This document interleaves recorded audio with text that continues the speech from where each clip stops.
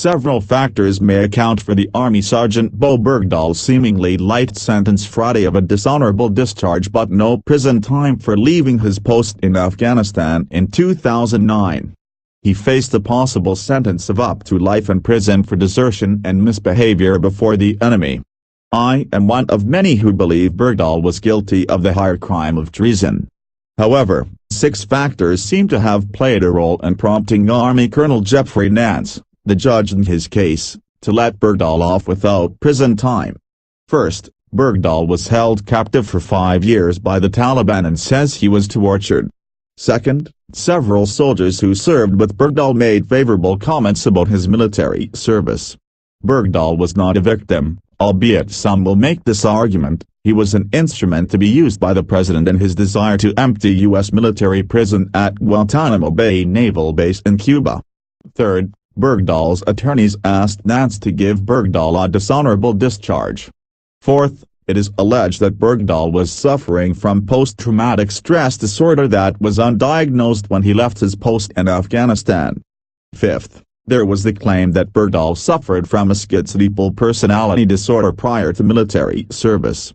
And finally, Bergdahl's willingness to share information and cooperate with investigators warranted some leniency. However, lest we forget, Bergdahl put other soldiers in danger.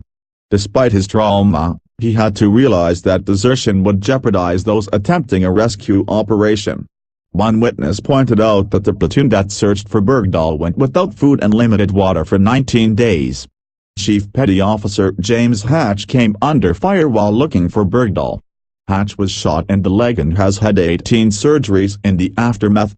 It is noteworthy that the Bergdahl case has had an effect on military morale. The Army Code includes the belief that you do not abandon your fellow soldiers in battle.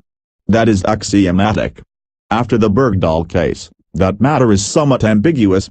Perhaps the one issue that remains unambiguous is the role played by President Barack Obama. By honoring Bergdahl in 2015, despite a full 2009 Army report indicating his desertion from duty, President Obama intentionally misled the American public and has contributed to the cynical belief you cannot trust comments emanating from the White House. When Obama's National Security Advisor Susan Rice maintained that Bergdahl represented the Army with honor and distinction, she undermined the heroism of thousands who have defended the principles in this land of the free. In some ways, the Bergdahl case is a contemporary exercise in postmodernism. What you believe to be true often isn't.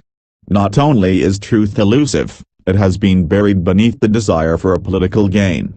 Bergdahl was not a victim, albeit some will make this argument. He was an instrument to be used by President Obama in his desire to empty U.S. military prison at Guantanamo Bay Naval Base in Cuba. 5 Taliban prisoners being held at Guantanamo were released in exchange for Bergdahl and 3 are now fighting for al-Qaeda. I have it on good authority that the Taliban were prepared to return Bergdahl for cash exclusively. But that was not what President Obama wanted.